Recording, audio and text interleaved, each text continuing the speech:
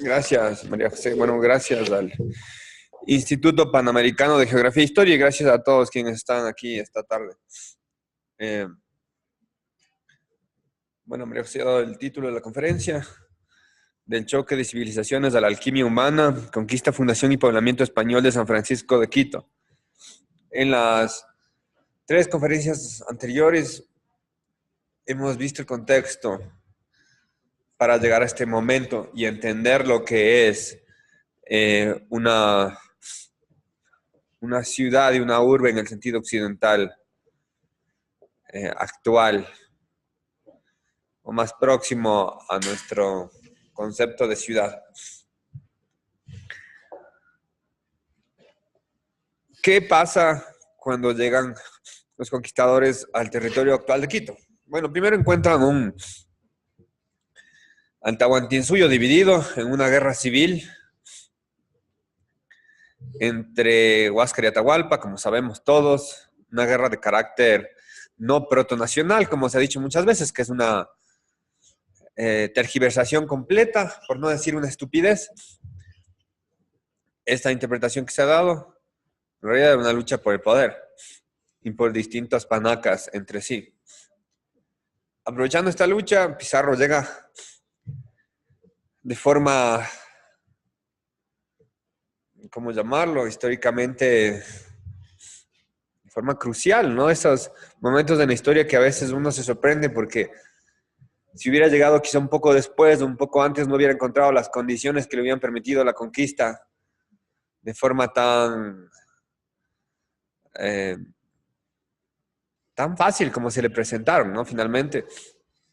¿Por qué? Porque hay este resquebrajamiento del orden imperial y los distintos pueblos conquistados por los incas están levantándose, aprovechando este conflicto y aprovechando la llegada de estos extranjeros eh, con un poder asumido por los aborígenes como mayor que el de ellos, realizan una serie de alianzas que les permite hacer esta conquista apenas de unos pocos cientos de españoles, porque no es que estos ciento y pico de españoles que estuvieron en Cajamarca y después los que subieron como en Alcázar hacia el norte, hacia Quito,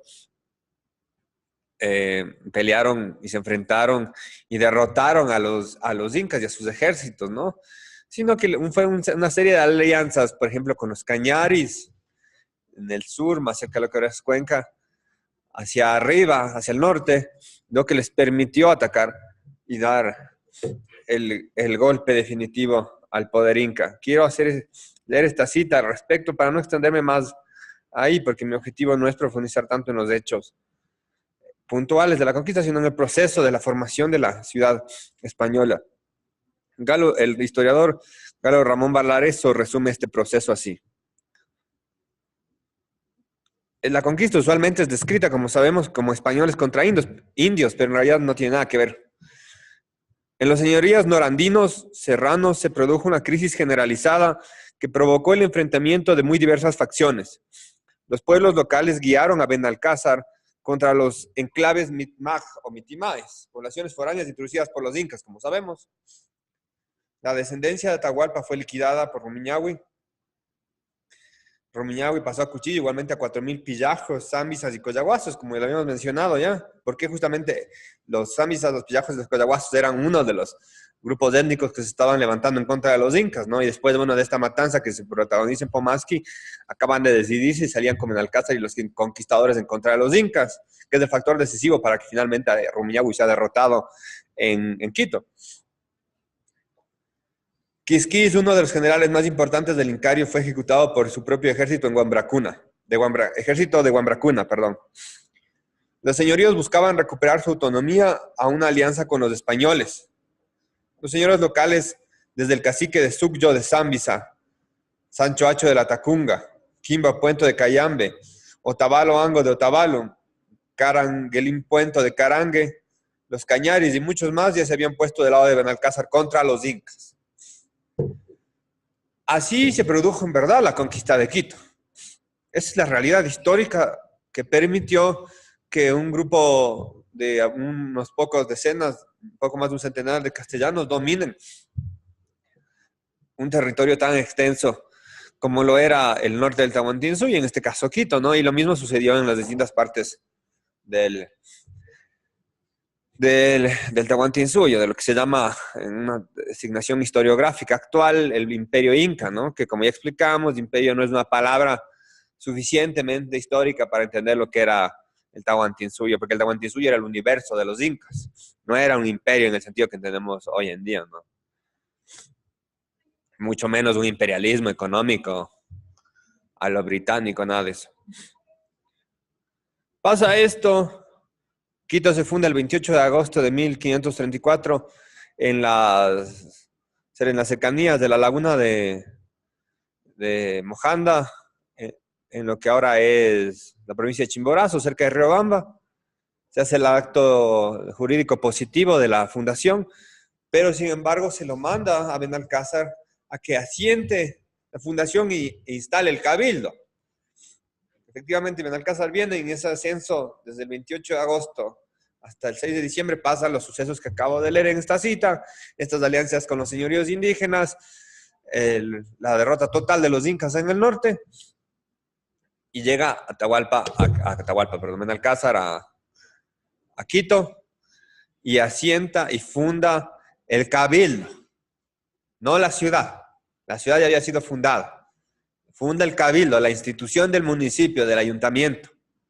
El fundador de la institución del municipio sí es Benalcázar. El fundador de la ciudad es Almagro con Benalcázar y todos los otros que firman el acta de fundación, que sus nombres están en la catedral, en las paredes de la catedral, la ciudad de San Francisco de Quito, la ciudad española de Quito. Pero el que funda la institución del ayuntamiento, del cabildo, es Benalcázar. Es el primer presidente de esa corporación. Y aquí me quiero adentrar ya en la parte que me interesa, ahondar en este tema. ¿Qué hacen los españoles? ¿Qué hacen los castellanos, mejor dicho, cuando fundan este cabildo? Se están dando autogobierno. Lo hacen en verdad en nombre de la corona de Castilla. En la tradición que ya hablamos anteriormente, milenaria de Europa, indoeuropea de hecho, porque es anterior a Europa mismo, el autogobierno, las asambleas de los pares para decidir asuntos políticos comunes. Política, nuevamente, es la decisión de darse una vida en conjunto. Entonces, a esta tradición que se llevó a lo largo y lo ancho del mundo indoeuropeo, desde la India, pasando por Persia, después llegando a lo que es Europa, a la Grecia antigua, la antigua Roma, y tantos otros pueblos, como los germánicos, que tienen una influencia decisiva, de hecho, en este tipo de instituciones, como ya lo veremos. Incluso la monarquía española, la monarquía castellana, es una monarquía por proclamación, al estilo y heredad de las instituciones visigodas. No es una monarquía de origen divino. O sea, el poder viene de lo alto, igual que en todas las otras tradiciones indoeuropeas, pero no es que la consagración divina, como en el caso británico, en el caso inglés, perdón, donde el óleo, la unción del óleo es lo que le hace efectivamente al rey, que tiene un poder sagrado que le ha dado en este caso Dios a través del obispo, se transfigura, de hecho el rey inglés es otra persona, no es la persona anterior a ser rey, anterior a la unción, con el óleo en la frente, en las manos, un ritual similar a lo que es la ordenación de un sacerdote, de un obispo en nuestros días. Perdón. En cambio, la monarquía castellana, de origen visigodo, es una monarquía de la proclamación. En el caso de la monarquía inglesa es necesario que haya solamente dos personas para ser un rey. El obispo o el clérigo encargado de hacer la unción y el que va a ser rey. En cambio, en el caso castellano, se necesita que haya un grupo de personas para proclamar al rey. O sea, él puede decir, yo soy el rey, pero si los grandes señores, los nobles, sus pares, no lo proclaman rey, él no tiene la figura y la autoridad de rey como tal. Entonces, en Castilla, cuando hay la proclamación, hablamos propiamente de la monarquía. Esa institución es también heredera de estas asambleas godas, al igual que el municipio y el cabildo, como recordábamos anteriormente. El municipio castellano tiene una triple vertiente: el concilio romano, las asambleas visigodas y también estas alcaldías. De hecho, la palabra alcaldía viene del árabe. Estas alcaldías de origen musulmán, hispano-musulmán, que más bien rescatan justamente las instituciones romanas. Como sabemos, el mundo musulmán es un gran preservador de la antigüedad clásica frente a la Europa cristiana. Los textos y las instituciones, la arquitectura, la agricultura, muchas formas del mundo musulmán son grecolatinas, que ellos lo preservan y lo mantienen, y después a través de España lo transmiten al resto de Europa. Los grandes filósofos, por ejemplo, de la antigüedad clásica son conocidos en Europa a través de la España musulmana, porque mucho de su conocimiento se había perdido en el resto de territorios europeos. El 6 de diciembre es fundamental en nuestra historia por esta razón, porque esos nombres que están ahí no son meras firmas para un acto, para legitimar un acto jurídico positivo, sino es de hecho el reconocimiento de esas personas como los fundadores de la institución del ayuntamiento, la institución del parlamento local, que es el cabildo, el autogobierno que ellos se dan. El autogobierno, la elección que ellos mismos realizan entre ellos mismos de las autoridades, de los regidores, de los alcaldes, en fin, de todos los miembros de la corporación. Y a partir de esa institución, que en el término clásico de esta división, que le hemos reiterado ya varias veces, de Fustel de Coulanges, que es la ciudad en el sentido antiguo tradicional, es la asociación de las personas que se dan el autogobierno, que se reúnen para un fin específico, para un fin sagrado, que originalmente, y la urbe del espacio físico. En este caso, la ciudad son ellos, son los fundadores, es la asociación de los fundadores de San Francisco de Quito y el autogobierno que se dan. De ahí dan las ordenanzas para que se edifique la urbe española, a partir de ese hecho fundacional. Entonces, no está mal decir que Quito, como tal, sí se funda, de hecho, el 6 de diciembre, porque el hecho positivo que permite la institucionalización de la ciudad es ese día. Y eso lo hace Benalcázar con la orden anterior del 28 de agosto de 1534 por parte de Almagro. ¿Qué es lo primero que hacen los fundadores de San Francisco de Quito? Imparten normas de urbanismo castellano, de urbanismo español. El urbanismo español es quizá uno de los ejemplos más grandes en la historia de creación de ciudades en un corto tiempo y bajo la autoridad de una misma unidad política, como era la monarquía española, la corona de Castilla. En Sudamérica, entre los inicios de la conquista y más o menos del final de la década de 1570, se fundan 500 villas, pueblos y ciudades. La mayoría de ellas siguen existiendo hasta el día de hoy, ¿no? 500 villas, pueblos y ciudades. Entendamos la extensión que significa esto, ¿no? Y todo bajo una organización precisa. Para esa época ya se habían dado algunas de las ordenanzas de Carlos I de Castilla, el Sacro Emperador Romano Carlos V, indicando claramente cómo debían ser las ciudades, en forma de lo que aquí se le suele denominar damero, pero en realidad es una retícula, una cuadrícula que responde a un estricto sentido organizador. A diferencia de las ciudades en Europa, donde de una forma natural los centros urbanos surgían y se extendían de una forma no muy organizada. La mayoría de veces en América el impulso urbanístico español era que hubiera una organización precisa para todas las ciudades. Por eso cuando uno visita Quito, bueno, nosotros estamos en Quito, pero va a otras ciudades para comparar, a Lima, a La Paz, a Santiago de Chile, a Buenos Aires, a Bogotá, uno ve, al menos en el centro histórico, que es la ciudad española histórica, ¿no? Este preciso ordenamiento, que es el mismo que tenemos acá, ¿no? La cuadrícula. La cuadrícula afectada por accidentes naturales y por caminos originales respetados por los conquistadores castellanos, como la calle Guayaquil, que aquí ya lo hemos mencionado, que era uno de los ejes incas, en fin, por donde entraba el sol en el solsticio. y Viracocha se transportaba y le unía la línea al Cusco. Ese esfuerzo urbanístico llevaba aparejada también la división de las tierras y la asignación de un espacio para los conquistadores. ¿Por qué? Porque de hecho se estaba reproduciendo la naturaleza jurídica, política y social de Castilla en América. Ahora, ¿qué es lo importante? El siguiente punto, la institucionalidad. ¿Cómo se organiza la monarquía española en América? A pesar del intento de muchos de los conquistadores encomenderos de realizar una especie de, perdón, una especie de neofeudalismo, la corona emite las leyes nuevas que se llaman, que son las primeras oficiales leyes de Indias, de alguna manera, de los cuales una facción de los conquistadores se rebela porque se les limita el poder en América.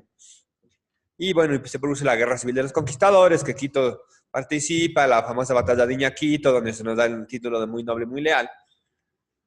Pero lo fundamental de esto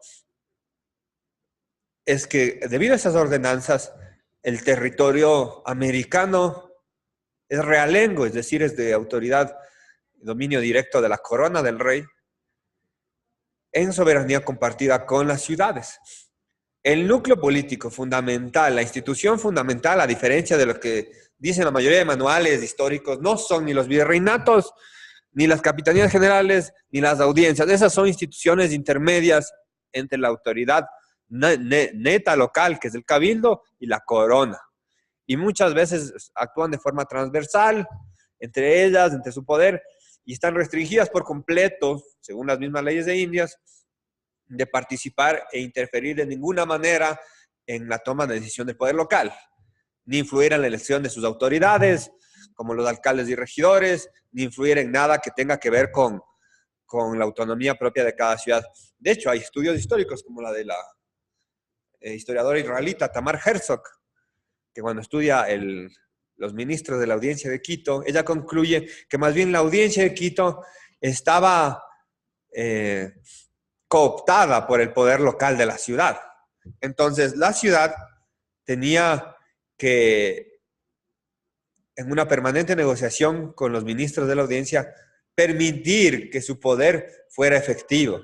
Es decir, que la audiencia tenía a veces muy poco poder efectivo y el poder real era el que la ciudad de Quito, el cabildo de Quito y obviamente los poderes representados en ese le permitían que mantuvieran y ejercieran el territorio de toda la provincia de Quito, de lo que entendemos como es la provincia o el reino de Quito administrado por la Real Audiencia de Quito. Bueno, en casos como el de Lima o el de México, donde la corte era virreinal, era mucho mayor la influencia de la ciudad en la decisión local, ¿no? Eso se ve inclusive en la decisión de las autoridades a nivel local, como los corregidores. Por ejemplo, el corregidor era una autoridad representante del rey en los municipios y era nombrado, en el caso del Perú, por ejemplo, que nosotros éramos parte de la autoridad del virreinato del Perú, en su mayoría de veces por el virrey del Perú, en una negociación permanente con los miembros del cabildo limeño y de los poderes de Lima, ¿no? Por eso vemos, por ejemplo, en Riobamba, en las ciudades del sur, en Cuenca, en Guaranda, que la cantidad de gente proveniente del Perú que ocupó corregimientos es notable, ¿no? O de Perú o de Chile. Y en nuestro caso, los cargos de la gente de Quito que ocupaba en otras partes se tendría que estudiar, que también salía mucha gente al extranjero. Los mismos ministros de la audiencia de Quito, al menos en este siglo que estudia Tamar Herzog, de 1650 a 1750, la mayoría son criollos, y son criollas con provisión virreinal. O sea, que el poder local tuvo una capacidad definitoria total para definir quiénes iban a estar aquí. Esto desvirtúa, por ejemplo, por completo la idea de la monarquía absoluta, que la monarquía absoluta es una ridiculez en toda Europa. El concepto de monarquía, si teóricamente algún pensador monárquico la planteó en algún estudio y la quiso llevar apoyado en algún monarca, en algún rey, en la práctica esto nunca sucedió. No sucedió ni siquiera en Francia, que es la monarquía que se considera absolutista por definición, mucho menos en Castilla, que Castilla era una monarquía pactista, una monarquía producto de la asociación de distintos poderes, donde el monarca era visto no como la autoridad suprema, sino como el primero entre los pares, un princeps en el sentido clásico de la palabra. Como decía este famoso lema de la casa de Quirós, ¿cómo era? Antes de que el sol fuera sol y Dios fuera Dios, los Quirós ya eran Quirós. O como dice otro, no recuerdo cuál de las casas nobiliarias españolas, que dice, nosotros no venimos de reyes, ellos vienen de nos. Entonces la nobleza castellana era muy fuerte y las ciudades también lo eran. Las ciudades castellanas participan en la reconquista de lo que es el reino de Castilla en la península y reciben una serie de seguridades jurídicas que se llaman fueros o las libertades locales, que ya hemos hablado de eso también anteriormente. El fuero es una institución específica que le da ciertas preeminencias legales a las ciudades o a ciertos estamentos o a ciertas corporaciones o a ciertos elementos de la sociedad por su origen étnico, social, religioso. Entonces hay un derecho múltiple en la corona de Castilla. Y cuando se produce la conquista de América, lo mismo sucede aquí. En el caso de Quito tenemos una serie de regulaciones, de normas, de leyes, de fueros, de libertades, como es la palabra que utilizan el cabildo al final de la época española, desde 1800 en adelante, ya no dice fueros, sino las antiguas libertades tradicionales de este cabildo que la corona otorga. Esta es la institucionalidad fundamental de la constitución histórica de la monarquía española en América, la ciudad. Quito, por lo tanto, se constituye en un reino y una ciudad-estado. Eso hay que tenerlo muy claro. Jurídicamente es un reino, pero políticamente la ciudad es la que lleva el gobierno por ser cabecera política, bueno, y en su jurisdicción propia, próxima de las 5 leguas, que también es lo que reconocen las leyes, tiene la autoridad completa. Y en esta negociación permanente con las audiencias, con los virreinatos, hay un equilibrio de poder completo y total que evita de cualquier manera que haya existido lo que se ha llamado el absolutismo. Estos, los fueros y las libertades políticas son la base de la vida colectiva de las ciudades hispanas en América. Y aunque esto ya lo dije, lo profundicé un poco la vez anterior, valga reiterar el grado de libertad que llegó a tener el Cabildo. ¿A través de qué? De otra de sus instituciones o de una de variantes de la propia institución, que es el Cabildo Abierto, que hasta el día de hoy sigue existiendo la institución llamada Cabildo Abierto en los municipios nuestros, que es cuando el último Cabildo Abierto que yo recuerdo en mi vida, que no sé, me corregirán, pero que yo me acuerdo, porque después ya me desentendí de la política local del país, fue uno que llamó en abril del 2005 la alcaldía, ¿quién estaba? Paco Moncayo, me parece, por la caída de Lucio Gutiérrez. Entonces, Paco Moncayo llama un cabildo abierto, el cabildo abierto puede asistir todos los habitantes, todos los ciudadanos de Quito. Y de hecho se asistió, yo no asistí, pero vi en la televisión y la gente estaba ahí exaltada y estaban conversando y discutiendo. Y finalmente la institución sigue vigente hasta el día de hoy. No sé con qué nivel de poder real, me parece que no mucho, al igual que la silla vacía en el municipio actual, para que cualquiera pueda asistir a una sesión de los concejales. Pero en la época española histórica era decisiva. Por ejemplo, los cabildos abiertos al principio de la conquista designaron inclusive autoridades locales, desde gobernadores hasta corregidores, inclusive autoridades religiosas como obispos, ¿no? Y a lo largo del tiempo, cuando la problemática sobrepasaba la capacidad propia del cabildo, el cabildo regular entregaba, para utilizar esta palabra más simple, su autoridad al cabildo abierto, y el cabildo abierto era el que tomaba la decisión a nombre de la ciudad. El cabildo abierto eran los vecinos.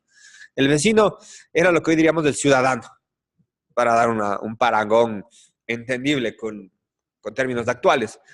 Entonces, la reunión de todos los vecinos de la ciudad eran los que tomaban las decisiones en casos extremos, como pasó en la independencia. La independencia es muy interesante en el proceso que inicia en 1809 y termina en 1822, cómo se convoca constantemente a los cabildos abiertos.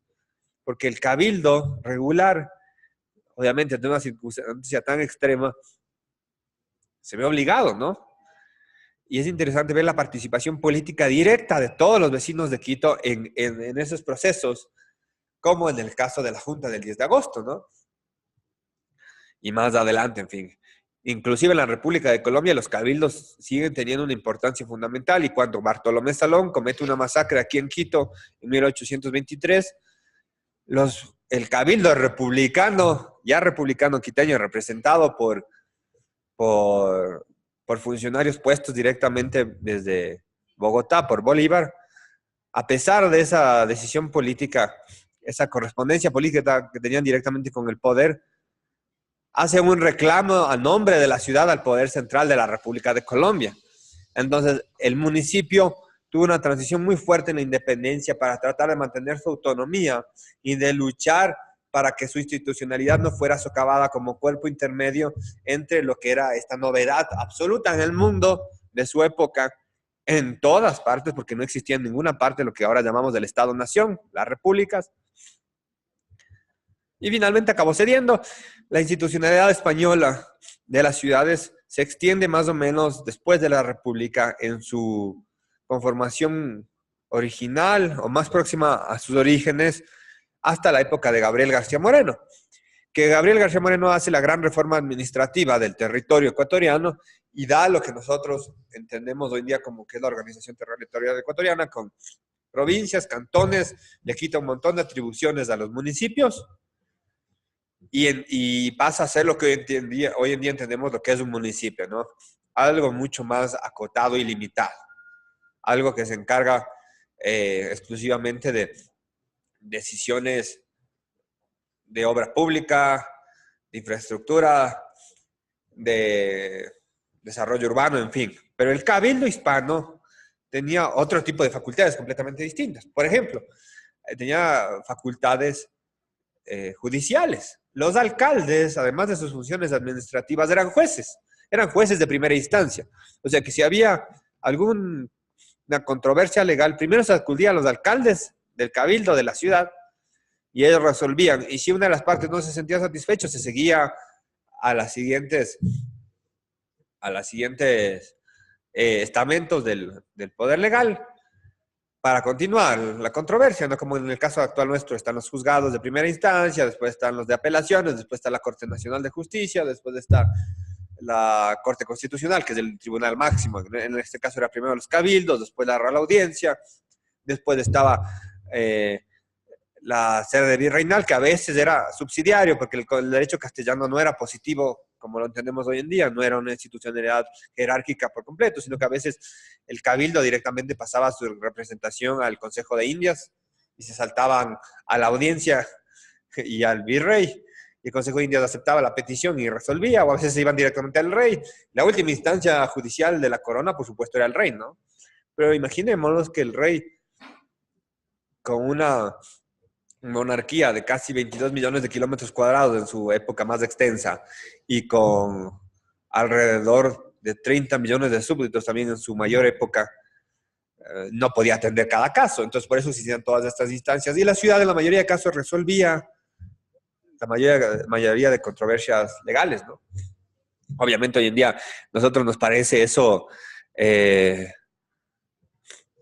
admirable. O sea, si tenemos un problema legal, al municipio no vamos a ir, sino vamos a ir a un juzgado. Pero ese era el nivel de poder local, esa era la institucionalidad que brindaba. Y es ahí cuando habla de la autonomía propia, porque si una ciudad era capaz de impartir ella misma la justicia ante sus vecinos, ¿qué otro nivel de autonomía política podemos querer? La justicia, de hecho, es la única característica histórica que al rey le hace rey. Si uno ve el fuero viejo de Castilla, la corona de Castilla, que el fuero de viejo se siguió vigente prácticamente hasta cuando se hizo la Constitución de Cádiz en 1812. El fuero viejo de Castilla reconoce nada más 4 prerrogativas para la corona, que son 2 tipos de impuestos, sobre todo para la guerra, la acuñación de la moneda y la justicia. Y la justicia es lo que le hace al rey rey. ¿Por qué? Porque el resto de instituciones pueden tener como cobrar impuestos, como inclusive acuñar moneda, en algunos casos, pero el que delega la justicia a las otras instituciones solamente es el rey.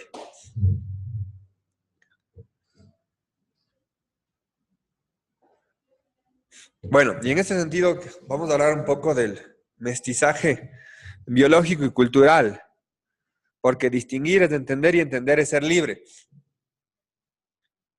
Aquí hay una gran confusión cuando hablamos de nuestro pasado, una gran confusión biologicista.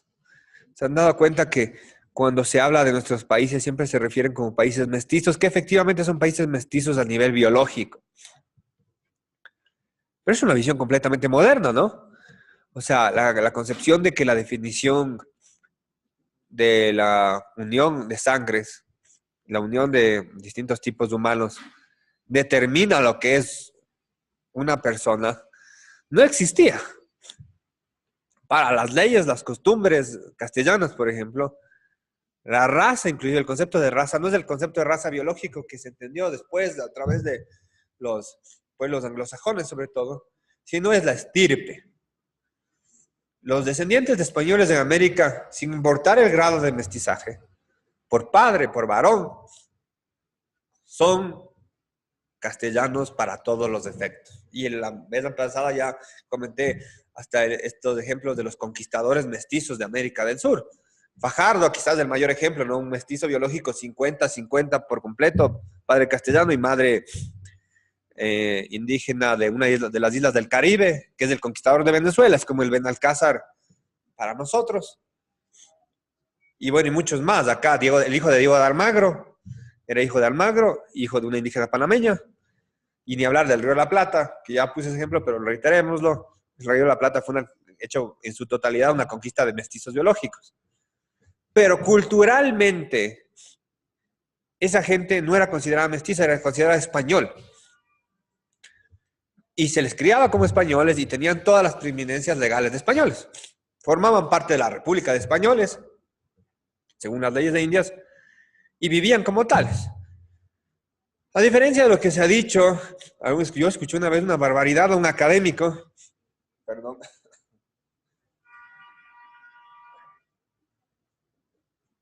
decir cosas como que en 300 años de monarquía española en Quito, vinieron 10 españoles, que es una estupidez. O sea, están, por ejemplo, primero está la realidad biológica del país, ¿no? O sea, que ha cambiado muchísimo en las últimas décadas, pero eso, anteriormente las ciudades eran las ciudades españolas mestizas, y los pueblos por lo general no vivían los indios y el campo, ¿no? Por eso había estas dos repúblicas separadas.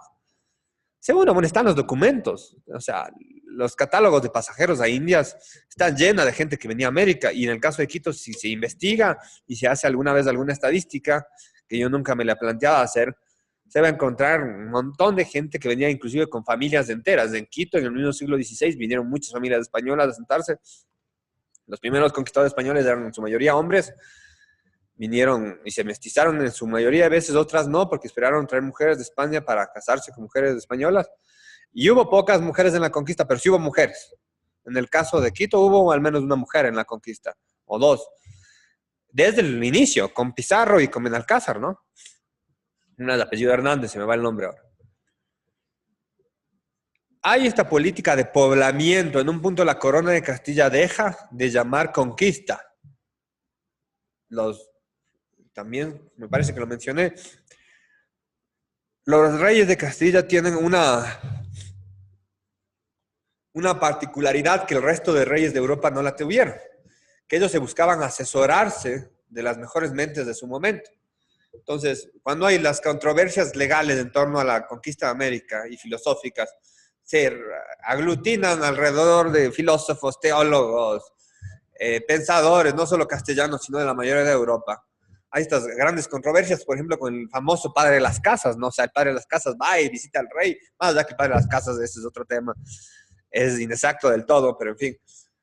Pero escuchan, los reyes de Castilla escuchan a todo el mundo en este proceso.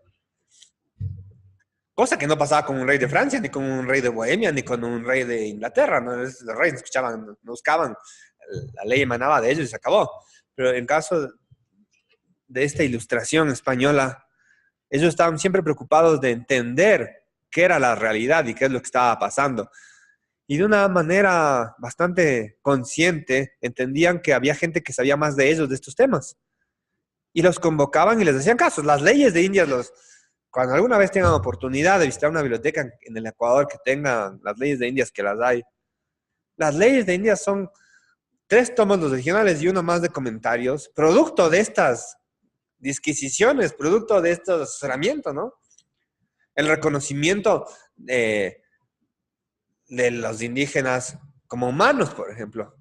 Todo ese tipo de cosas fue producto de este gran influjo de pensamiento alrededor de la corona de Castilla. Y la corona sanciona esto legalmente y es lo que permite la conquista.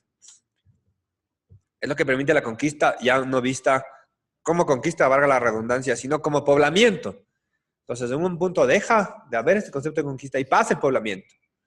No solo de fundar ciudades, sino de colonizar en el sentido clásico de la palabra, como hacía Roma en sus asentamientos fuera de la península itálica. Y de hecho, la corona de Castilla solo se compara con Roma en su esfuerzo de poblamiento en un territorio tan grande, no, bueno, mucho más grande que el Imperio Romano. En este caso hablamos que estaba presente en Norte, Centro, Sudamérica, en el norte de África, en el extremo del sudeste asiático, en las Filipinas, en un montón de islas del Pacífico, en todas las islas del Caribe. Y se va realizando este esfuerzo consciente e intencional de la corona para que haya esta transfusión también sanguínea hacia sus territorios ultramarinos, que de hecho en este momento inclusive el territorio, la palabra ultramarino es muy posterior, porque originalmente eran simplemente provincias de Castilla. Al principio en alemán o flamenco, Carlos V eran Oceavischen, provincias oceánicas. Después ya se elabora esta idea de provincias ultramarinas, porque ni siquiera había la noción de que habían llegado a otro continente, sino originalmente a las Indias. Por eso son las leyes de Indias, ¿no? El nombre oficial son los reinos de las Indias, de los territorios americanos. ¿Por qué hay este impulso de poblamiento en lo que es América? Porque Castilla nunca vio a América como un terreno ajeno a ella. Era, de hecho, parte de el territorios íntegros y completos de la corona de Castilla. Y tal como hizo la península ibérica, cuando fue reconquistando, iba poblando con su gente. Iban saliendo los moros e iban entrando castellanos. ¿Por qué? Porque Castilla jamás pensó en irse de donde estaba entrando. Y en América, Castilla jamás pensó irse de aquí. Nunca. Castilla vino para quedarse. Hay una prohibición expresa, además de los reyes, de que los territorios de la corona de Castilla en América no son productos de enajenación, son inalienables, de hecho. Entonces, que no hay, las leyes de India no reconocen en ningún caso que los territorios americanos puedan ser separados de la corona de Castilla. Y ese es un punto fundamental de nuestra historia. Porque cuando entendemos que Castilla vino a quedarse, a poblar, a vivir, a pasar su sangre, sus instituciones, sus costumbres, sus leyes a este territorio americano, entendemos que no veían esto como un territorio de expoliación y saqueo. Porque ¿qué es la colonia en el sentido moderno de la palabra, en el sentido inglés? O una factoría en el sentido holandés o portugués. Es justamente un enclave colonial en un determinado territorio extranjero para su explotación económica. Como lo que pasó en África en el siglo XIX, el gran colonialismo europeo que llegó a África y no tenía esa ambición de asentarse permanente en África, o en la India, los británicos, sino que tenía unos enclaves militares específicos para explotar económicamente eso, ¿no? No había, por ejemplo, la idea del mestizaje, ni mucho menos, porque ni los ingleses, ni belgas, ni holandeses querían quedarse donde estaban, además de otras posiciones ideológicas, teóricas que hayan podido tener, de la diferencia de razas, de la superioridad de razas, en fin, que en el caso de Castilla no hubo. El castellano se mezcló y se vino a quedar, y se quedó, porque de hecho aquí estamos hasta el día de hoy, independiente de la independencia política, de la creación de los Estados-naciones, de las repúblicas. El único antecedente histórico que podemos ver similar es Roma. Los romanos, cuando el Imperio Romano finalmente se desarticuló, se destruyó y desapareció, no es que desaparecieron. O sea, se quedaron en Hispania, en la Galia, en lo que actualmente es el sur de Alemania, en Dacia, que es Rumania. Y de ahí vienen, bueno, los lenguajes que derivan del latín, las poblaciones que derivan de los romanos también genéticamente. Rumania es un ejemplo interesantísimo porque Rumania es un país en el este de Europa, en medio de es un enclave latino en medio de países eslavos. El rumano hasta hoy en día, que ya está eslavizado mucho, pero su matriz es de latín. Bueno, lo mismo pasó en América. Al igual que los romanos, los castellanos vinieron para quedarse. ¿Por qué es importante entender esto? Porque cuando entendemos esto, vamos a entender lo que fueron los territorios americanos. Eran reinos, provincias y señoríos de la corona de Castilla. Como dice un gran cosmógrafo español del siglo XVI, no es que el hemisferio occidental o América es de la corona de Castilla, sino que América es Castilla, es del reino de Castilla, es otra parte del reino de Castilla. Una parte muchísimo más grande del reino de Castilla, pero es Castilla. Todos los documentos de la época, desde el siglo XVI hasta el XIX, la independencia lo corrobora.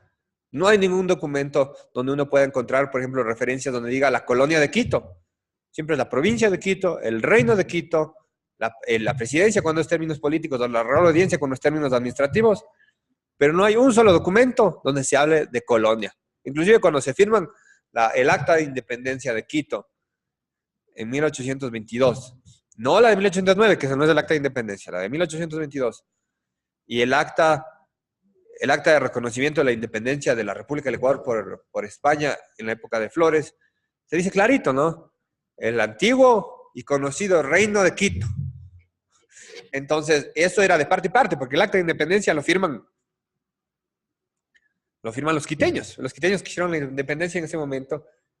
Y es interesante ver que ellos se reconocían como un reino, como lo que eran jurídica y políticamente. ¿Cuál era la articulación final del reino? Y con esto voy terminando. Era la ciudad. La ciudad era la organización efectiva que le daba su existencia política practicidad. Por eso yo le denominé en mi último libro a las ciudades americanas reinos y ciudades de Estado. O sea, hay un gran esfuerzo civilizatorio en torno a ciudades de Estados que no se ve desde la antigüedad clásica, es en la América castellana, en la América española. Por eso, cuando uno ve los documentos de la época y demás, cuando alguien dice la patria, fulano de tal de su patria Quito, o fulano de tal de su patria Guayaquil, o fulano de tal de su patria Riobamba, o fulano de tal de su patria Lima, o de su patria Buenos Aires, o de su patria Tenochtitlán, o Ciudad de México, no es algo abstracto, es algo real. La patria es la ciudad y la nación es la monarquía en su totalidad, o el imperio español. Ahora nosotros tenemos un concepto abstracto de patria, ¿no? La patria es el Ecuador, por ejemplo. Que el Ecuador es todo lo que conforma este país, ¿no? O sea, no solo los centros habitados, sino también la naturaleza, las cordilleras, las selvas, los bosques, en fin, las playas. En cambio acá no, es un concepto específico y muy claro. La patria es tu ciudad, es tu realidad social y política, es tu asociación con los demás habitantes de tu espacio político natal. Esa es tu patria. Y eso es lo interesante de descubrir nuestro pasado en este sentido. ¿Por qué? Porque al ver que teníamos este tipo de autonomía, este tipo de realidad de organización política, se nos va a hacer más fácil entender qué pasó después, cuando ya iremos llegando a esas conferencias, con la independencia. Porque la independencia nos parece, al principio, a muchos investigadores de la historia, algo tan contradictorio. ¿Cómo se explica que en un proceso como la independencia del territorio del Ecuador, las ciudades se hagan la guerra entre sí? En el caso de Estados Unidos, hay el Congreso Continental de Estados Unidos que declara la independencia el 4 de julio de 1776. No hay en Estados Unidos una independencia de Filadelfia, una independencia de Boston, una independencia de cualquier otra ciudad. El 4 de julio de 1776 declara la independencia del Congreso Continental de Estados Unidos. Hay una guerra hasta 1883, me parece, y se hace efectiva esa independencia de esas que sí son colonias legalmente, en todos los términos. En cambio, en América, acá en el caso de lo que era Quito, que después va a ser el territorio del Ecuador, reducido, claro está, hay la independencia de Quito, la independencia de Guayaquil, la independencia de Riobamba, la independencia de Cuenca, la independencia de Esmeraldas, la independencia de Ambato, la independencia de todas las ciudades y pueblos del país.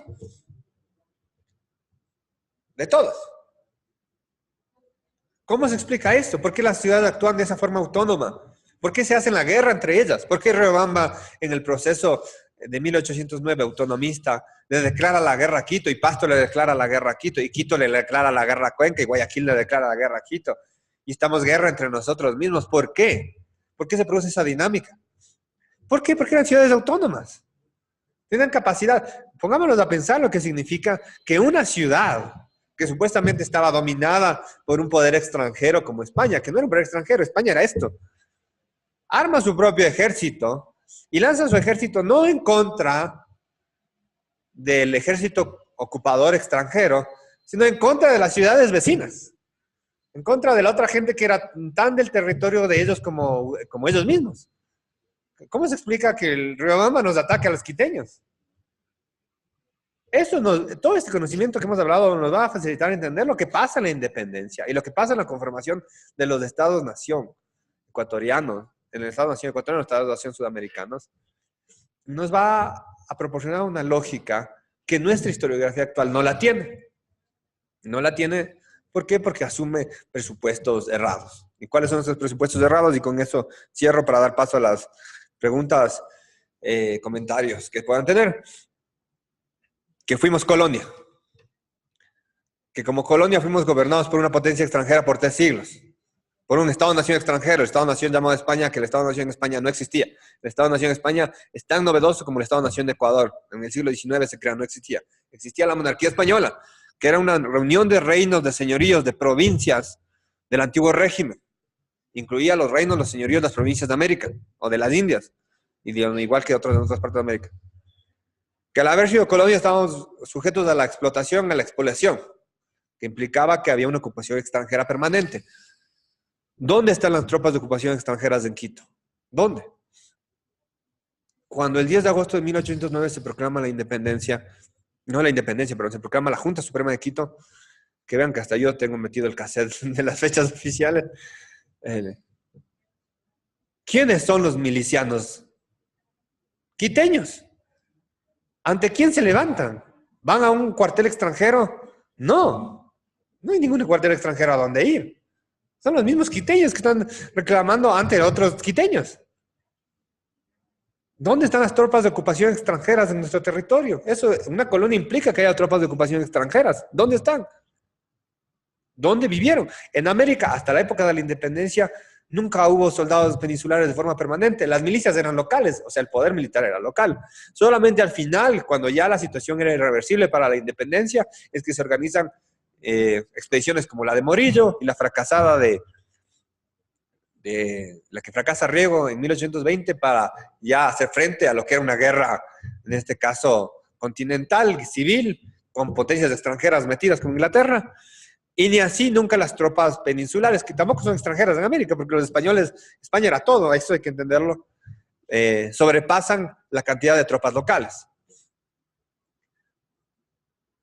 Tercero, la autonomía del gobierno político, que nadie lo asume y nadie lo entiende. Nosotros pensamos que todo era una decisión unilateral desde el rey o desde la corona y que nosotros la acatábamos a los territorios americanos. Los acatábamos aparte de buen grado como una especie de siervos, ¿no? O sea, porque ¿qué territorio tan lejano en otro continente hace 3 o 4 siglos, sin el tipo de comunicaciones que tenemos hoy en día, hubiera estado aceptando órdenes de un poder lejano?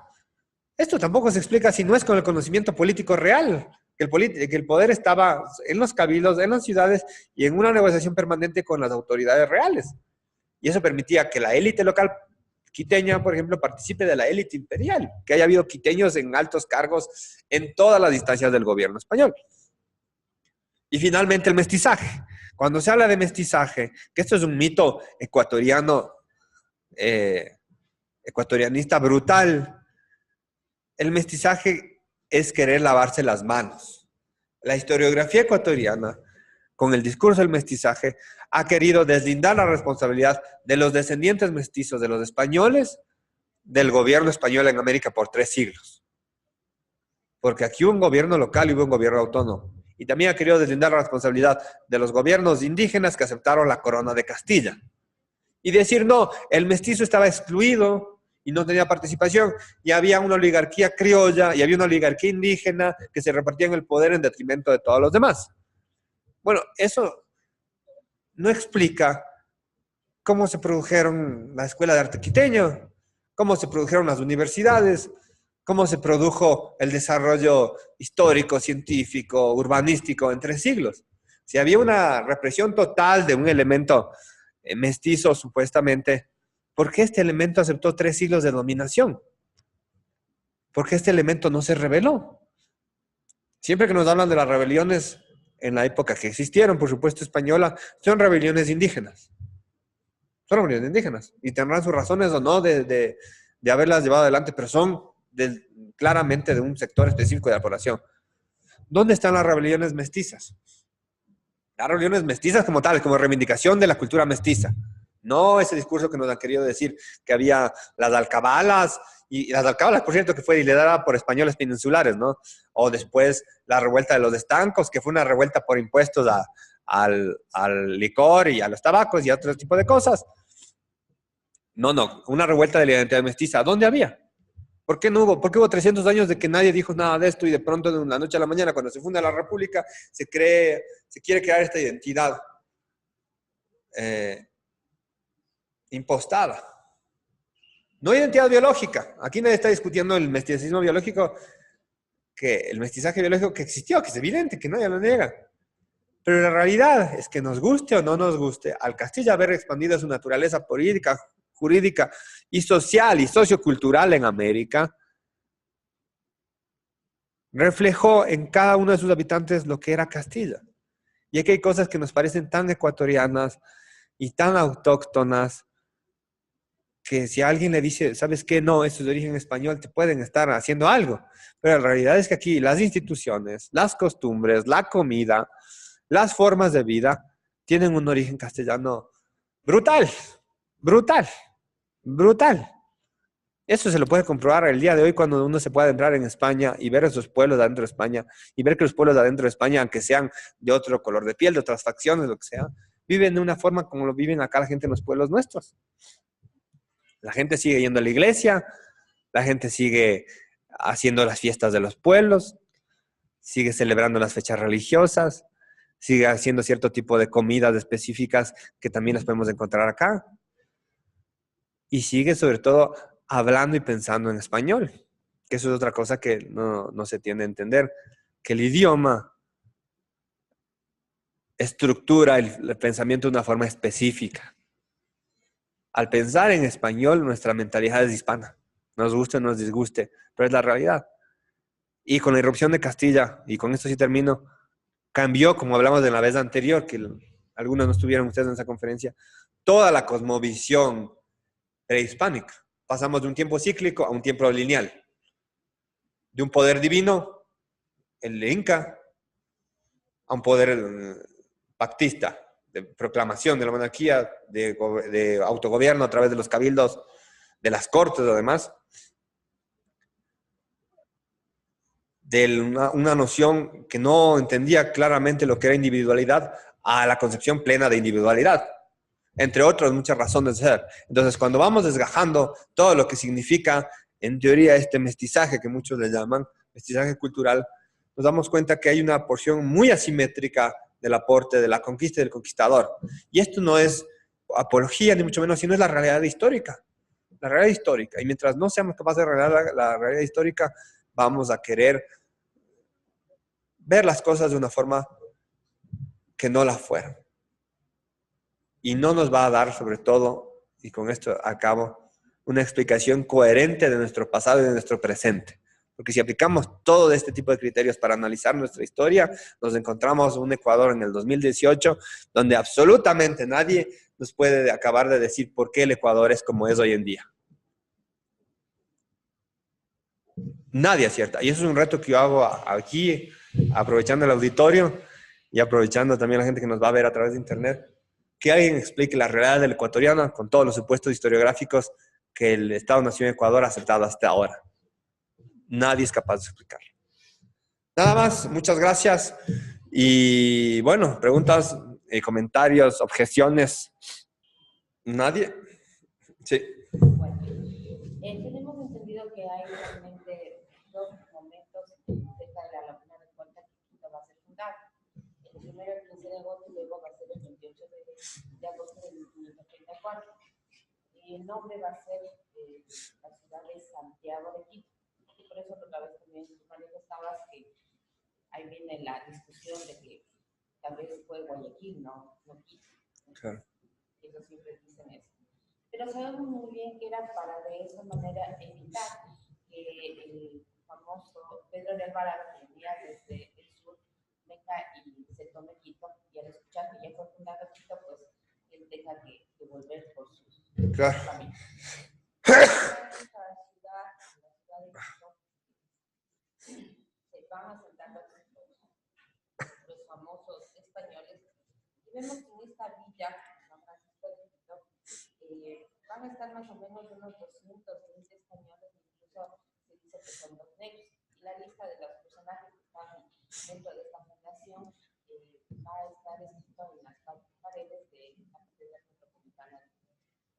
Y también se habla de la presencia del famoso padre Juan de Rodríguez, que va a ser el primer párroco del cabildo de la villa de San Francisco. Y es importante también comenzar a entender por qué el español se toma esta parte, donde ahora tenemos como centro histórico, y comienza a diseñar esa ciudad. Porque si comenzamos a analizar la topografía del lugar, es bastante especial. Tenemos ahí la presencia de algunas quebradas, empezando por la quebrada que es conocida como la del 24 de mayo, que era la gallina de los gallinazos, también la de Uriahuaca. Ahí tenemos la de Guanacauri, tenemos la Piliciao, y tenemos también la más fuerte, que pasa incluso por abajo, o sea, por encima de ella va a estar el Sagrario, que es la famosa quebrada de Sanguña. Con las estrellas de todas estas quebradas, ¿por qué fundan ahí los españoles? Bueno, fundan porque hay un claro antecedente que es el asentamiento inca, ¿no? Los incas tenían su asentamiento inca, que ya explicamos la vez anterior, porque no es una urbe, una ciudad en el sentido que entendemos actualmente, en fin. Pero era el centro administrativo de esa parte. Y era lógico, o sea, era una política poblacional tradicional de los pueblos europeos de asentarse, donde anteriormente había otros asentamientos, ¿no? Lo mismo pasó en la península ibérica, y no sorprende que eso haya pasado acá. Entonces, al haber este centro urbano, ellos decidieron quedarse ahí por esta razón, más allá de que estratégicamente haya sido o no lo mejor, que también debe haber tenido su razón estratégica. Los incas se asentaron ahí por una razón estratégica, seguramente. Y además, en las llanuras actuales del norte y del sur, no había tierra, esto era una laguna.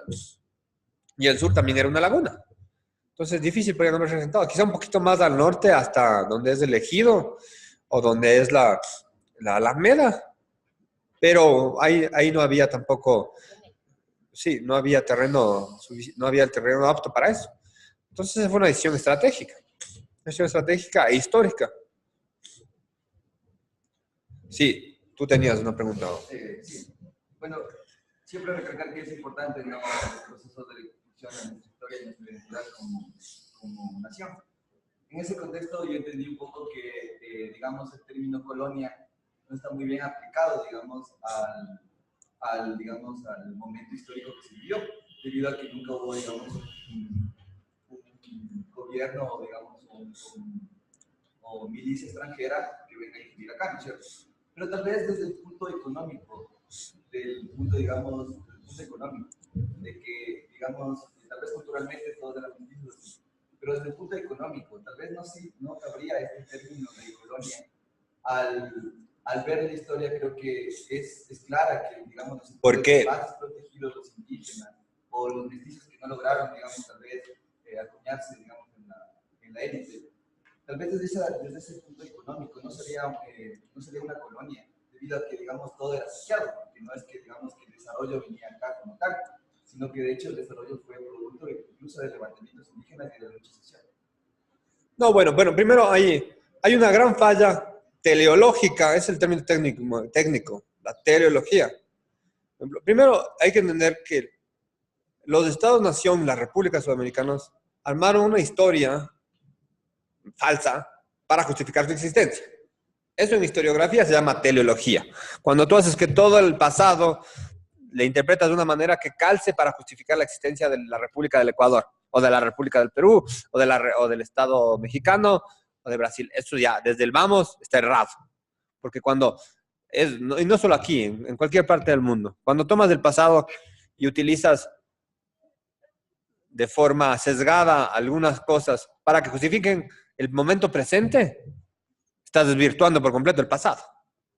Estás falseando el pasado. Entonces, el mismo concepto de nación ecuatoriana es negando no solo el pasado español, sino el pasado prehispánico. E instrumentalizando ciertos periodos de estos pasados para decir que había aquí una nación desde siempre, que es mentira. El Ecuador existe como Estado dentro de Colombia desde 1830 y como república independiente desde 1835, con la constituyente de Ambato. No existe antes. No existe. Eso es mentira. Dicen Ecuador milenario, eso es falso. La palabra Ecuador es europea. La república es un concepto europeo. La organización política que se da a la ilustración moderna es europea. No hay un Ecuador milenario. No hay. Entonces, cuando vienen y te dicen hace 10.000 años ya había aquí un núcleo de nacionalidad ecuatoriano, mentira. Eso es falso. Eso es una interpretación teleológica. Entonces, es un insulto al pasado prehispánico del país. Es otro insulto a Atahualpa, decir que era él el portaestandarte de la nacionalidad ecuatoriana. Eso es falso. O sea, le revives a Atahualpa y le dices, vea, que él era el jefe supremo del Incario, descendiente del sol. Era el señor natural, temporal y espiritual de su universo. Entonces, ¿qué Estado-nación y qué Ecuador? Y en el caso español tampoco había un Estado-nación, había reinos medievales. Castilla era un reino medieval. Cuando llega a América, y esto hay que tenerlo muy claro, porque nosotros cuando a veces interpretamos la conquista desde esta forma anacrónica, moderna, decimos España conquistó Ecuador. No, porque ni España ni Ecuador existían. O España conquistó América. Tampoco. América es una invención ideológica europea. La palabra es europea. El concepto de un nuevo continente llamado América es europeo. El Estado-nación España se conforma con la independencia, al igual que el Estado-nación Ecuador. Había una serie de reinos, Castilla, León, Aragón, Navarra, Granada, después reinos nominales, después Portugal un tiempo, que se aglutinan bajo la unidad de la corona, que es la unidad personal, que no es el Estado en el sentido público que entendemos, porque en esa época lo público y lo privado no tenía esa división completa, o sea, es mucho más complejo que eso. Y eso conquista América. Este reino medieval conquista América con instituciones medievales, no instituciones modernas positivas del Estado-nación. Eso primero hay que entenderlo de forma completa. ¿Por qué? Porque ya voy a seguir respondiendo a tu pregunta. Porque ahí es más complejo hablar de colonialismo, no de colonia. Porque colonia en su acepción clásica es el asentamiento de personas de un territorio en otro territorio, que eso sí pasa. Hay una colonización del territorio americano. Pero el colonialismo es un concepto económico surgido en el siglo XIX. Explotación, expoliación, pues lo que nos dicen todo el mundo, ¿en base a qué? ¿Dónde están las cifras? ¿Cuál es la balanza de comercio entre la península y América? Yo he revisado las cifras de la balanza de comercio entre América y España. Es verdad que había una extracción, en el caso ecuatoriano, en el caso del territorio de Quito, mínima de metales, que aparte el metal precioso no tenía un valor monetario para las poblaciones prehispánicas. Pero también, ¿qué vino de la península? Los arados. Hay una revolución tecnológica en América. Los animales, la rueda. De hecho, hay estudios de las balanzas comerciales entre la península en el siglo XVI, por ejemplo, para no extendernos a los otros siglos, y los territorios americanos de la Corona de Castilla, y la península acaba teniendo su balanza comercial en detrimento para ella. hay muchas instituciones que no se han estudiado y no se comprenden. ¿Por qué? Porque siempre nos han dicho que somos colonia. Ya para no ahondar en el tema de la balanza comercial, de los productos que venían y de los productos que iban a España, a la península ibérica, sino ver también, por ejemplo, la organización económica de la monarquía española. ¿A dónde iban muchas veces los recursos económicos de los reinos americanos? No iban a la península ibérica, iban a otros territorios americanos que necesitaban, o inclusive a territorios extraamericanos como Filipinas. Se me va el nombre de esta institución, pero por ejemplo, cuando hubo grandes crisis económicas en Filipinas, el gran aporte económico que llegaba a Filipinas era de México. México mantuvo a las Filipinas por casi un siglo. Nosotros igual mantuvimos, y muchos territorios nos mantuvieron a nosotros. ¿Por qué? Porque era una unidad. La monarquía española era una sola cosa. Entonces no había distingos entre los territorios americanos y los europeos. Aparte que eso se dice explícitamente en las leyes de Indias. Entonces, hablar de explotación y de expoliación no solo que no es fundado, sino que es completamente extemporáneo, porque no se entiende nada de la realidad práctica del momento. Aparte, la explotación económica está demostrado, que eso no me quiero meter en ese tema, de los metales preciosos, que es lo que más se suele repetir, porque parece que en América solo había oro y plata y no había nada más. O sea, pongámonos a pensar cómo se construyó una ciudad como Quito. O sea, Quito es reconocido el primer patrimonio cultural de la humanidad y tiene un carácter monumental. ¿Qué significa eso, económicamente hablando? Significa que hubo los recursos para construir esa ciudad histórica. Hubo el dinero para hacer eso. ¿Qué significa que haya existido la Escuela de Arte Quiteño? Que había el dinero para que esa escuela haya podido fructificar durante 3 siglos. Si no tienes los recursos económicos para realizar todo este tipo de actividades, no hay. Ándate a ver las ciudades, las colonias inglesas en Bangladesh, por ejemplo. Los que eran asentamientos ingleses hoy en día no existen porque eran fuertes militares. No hubo ciudades inglesas, no hubo algo relevante que hayan dejado en su paso por ahí. Acá nosotros tenemos un testimonio histórico brutal. Y si hablamos de caminos, hablamos de vialidad, hablamos de puertos, Guayaquil era el mayor astillero del Pacífico. No fue por siglos. Entonces, eso te hace replantear el tema de los recursos de la explotación y la expoliación. Y entender que finalmente la dinámica política y económica era más compleja que eso. Que decir, bueno, vinieron y se llevaban las cosas para allá y vivían de eso. O sea, ¿cómo puede ser posible que haya territorios que sobrevivan de esa manera? Si eso hubiera sido efectivamente así, nosotros tendríamos que haber quedado completamente destruidos. Y a pesar de que hay un gran proceso destructivo que se llama la Guerra de Independencia, por casi 15 años, que destruye efectivamente el continente y la economía y las instituciones, a pesar de eso, nuestro continente sigue manteniendo un nivel de vida que en su momento, en el siglo XIX, llamó la atención a personajes como Humboldt. Que Humboldt, cuando visitó México y después visitó los territorios de los Andes de Colombia y lo que es ahora Ecuador, en palabras de él, le llamó la atención que los campesinos americanos vivían en mejores condiciones de vida que los campesinos europeos. Entonces, todo eso se debe reflexionar. Y para terminar, quiero responder, no en función de la nación ecuatoriana. Eso es un error fundamental de interpretación personal y común y académico. Todo lo que sea para tratar de explicar o de fundamentar o de justificar la existencia de la realidad histórica actual va a caer en el error. ¿Por qué? Porque vas a desconocer cómo era la realidad histórica, no solo del pasado hispánico, sino del pasado prehispánico. Y vas a justificar todo ese pasado como necesario para que exista lo que se llama Ecuador. Y no es así, porque el Ecuador no pudo haber existido. Y es un proceso político independiente posterior y de hecho de producto del pensamiento occidental. Esto es importante y yo me apasiono un poco cuando respondo a este tipo de cosas, porque este tipo de revisión de la historia no se da y debe darse. Debe darse. ¿Por qué? Porque reitero lo que dije cuando terminé la conferencia. Nunca vamos a entender lo que es nuestro país y la realidad que vive, la realidad social, política y económica, si no sabemos a ciencia cierta qué pasó anteriormente a la existencia del Estado-Nación de Ecuador. A ciencia cierta, no como justificación de la existencia del Ecuador. ¿Alguna otra? ¿Comentario?